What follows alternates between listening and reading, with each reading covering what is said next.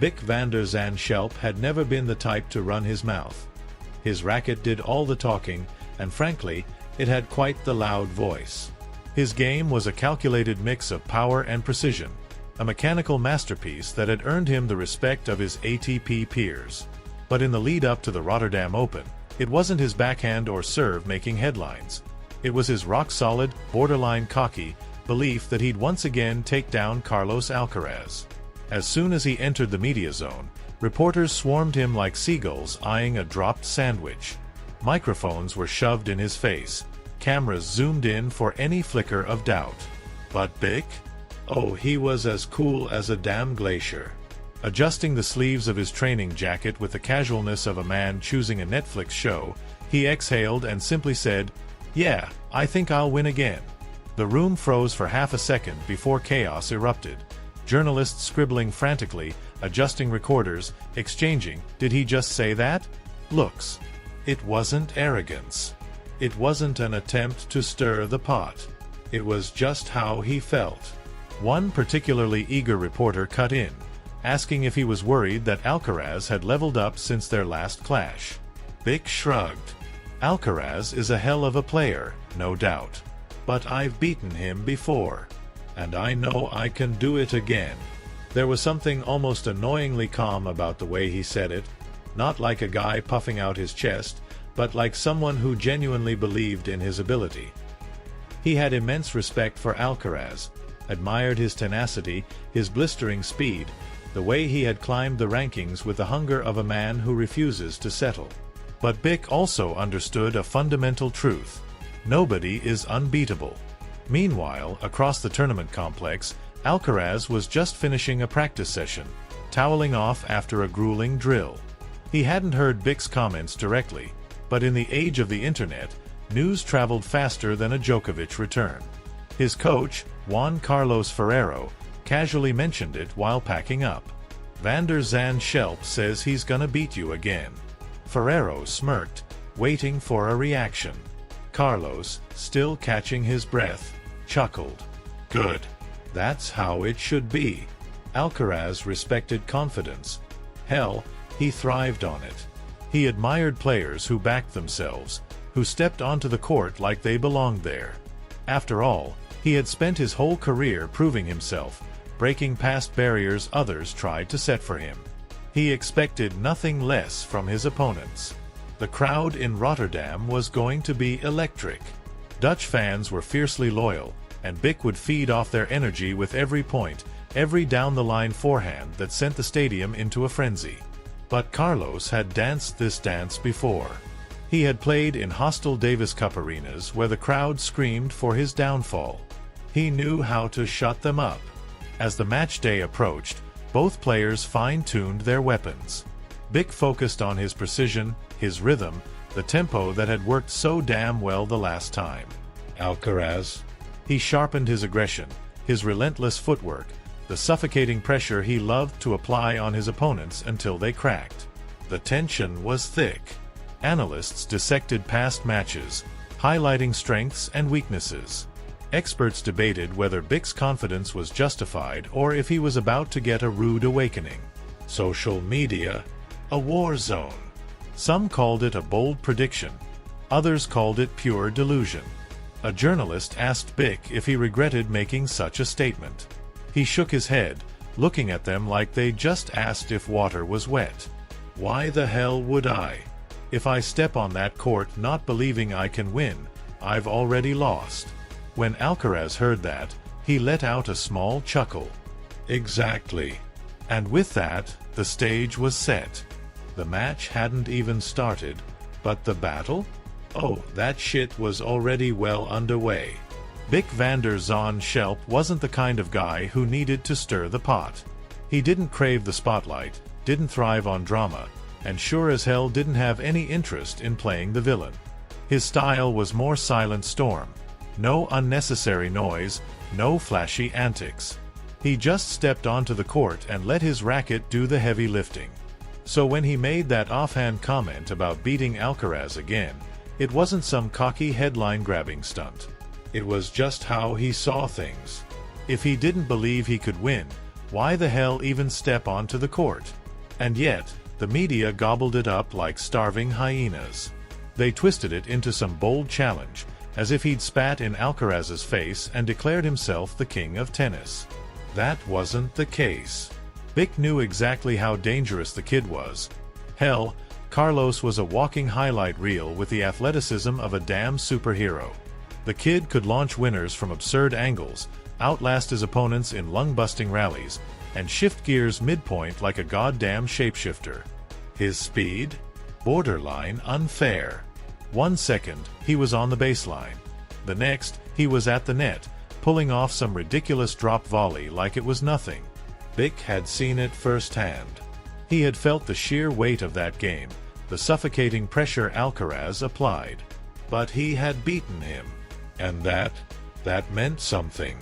As he sat in the locker room, lacing up his shoes after practice, he let himself replay that victory in his head. The moments that flipped the momentum. The risks he'd taken at just the right times. He had defused Alcaraz's aggression by refusing to be bullied behind the baseline. He'd stepped in on second serves, forced Carlos to play on his terms instead of the other way around. But of course, the journalists weren't interested in tactics. They wanted fire. They wanted trash talk. Every press conference circled back to the comment, like a damn broken record. Do you think Alcaraz will use this as extra motivation? What makes you so sure you can beat him again? Aren't you afraid this will backfire? Bick didn't flinch. He never did. Every match is different. Last time, I executed my game plan well. I know what works. I know what I have to do. And I believe in my ability to do it again. Meanwhile, on the other side of the tournament complex, Alcaraz was lost in his own pre-match rituals, moving through his drills like a machine. He wasn't the type to engage in pre-match narratives. His focus was singular, the game itself. But, of course, the words had reached him. They always did. He didn't say much when Ferrero brought it up, just a small smirk as he wiped sweat from his forehead. Zandschulp says he's gonna beat you again. Carlos chuckled. Good. That's how it should be. He wasn't mad. He wasn't stressed. It wasn't pressure. It was something else entirely. A challenge. Carlos had spent his entire young career making people eat their doubts. Too raw. Too reckless. Too young to handle the brutal demands of elite tennis. And every single time, he had responded with his racket. Ferrero, ever the perceptive coach, picked up on it. The little shift in Carlos' demeanor, the quiet intensity that flickered in his eyes. He leaned back, nodding slightly. You don't need extra motivation. Carlos shook his head, a small grin forming. No. But I like when people think they can beat me. Ferrero smiled. They should think that. That's the whole point of competition. Carlos shrugged. Yeah, but thinking and doing, not the same thing. He wasn't dismissing Bick's confidence. Hell, he welcomed it. He wanted opponents who stepped onto the court believing they could take him down. It made victories sweeter. It forced him to be sharper, to fine-tune the little details that separated champions from everyone else. But there was one thing he knew better than anyone. Confidence without execution was meaningless. And no matter how much belief Bick had in himself, there would be another man standing across the net who believed just as much, if not more. The tension in Rotterdam was thick enough to cut with a knife. Not from heated words or direct confrontation, but from the way the entire tournament felt different. Commentators couldn't shut up about the matchup, their voices echoing through the halls of the complex. In the players' lounge. In the gym. In the dining area. Everywhere, screens played clips of their past encounters, complete with overly dramatic breakdowns of what each player must do to win. Bick ignored it. He didn't need analysts telling him what he already knew. Carlos didn't watch either.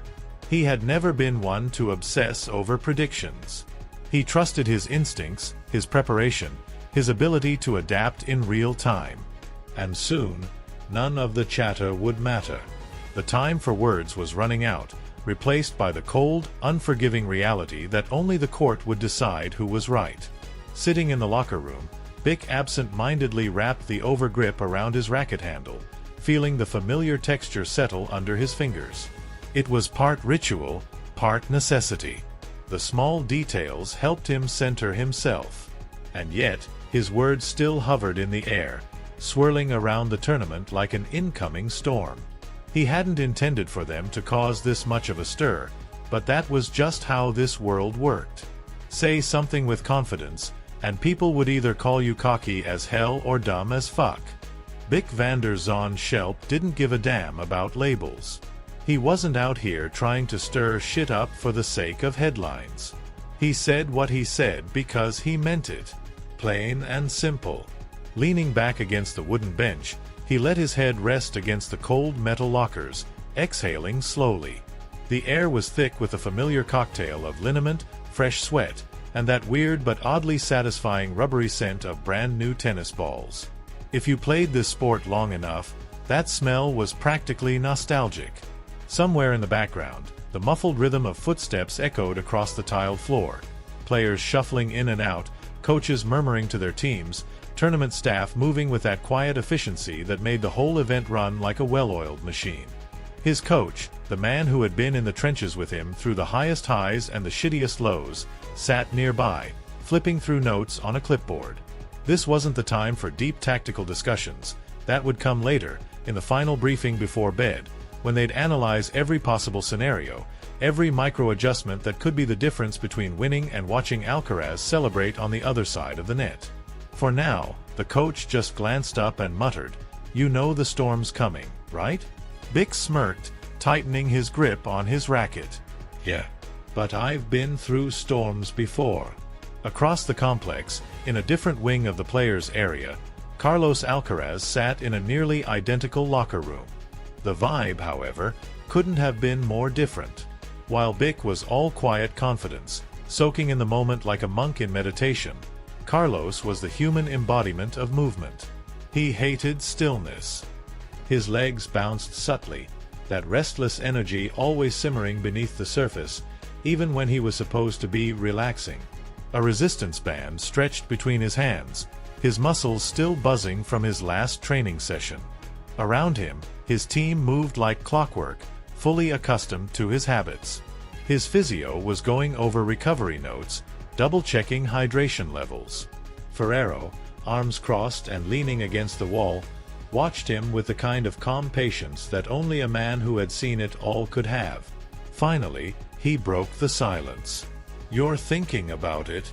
Carlos looked up. "Thinking about what?" Ferrero gave him that knowing look. BK's words. Carlos grinned but didn't deny it. "A little." Ferrero raised an eyebrow.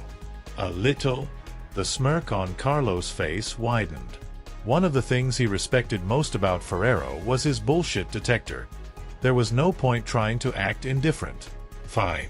Maybe a bit more than a little. But not in a bad way." Ferrero nodded. "Good. Use it the right way." Carlos didn't need the reminder. He'd spent years mastering the art of turning outside noise into fuel.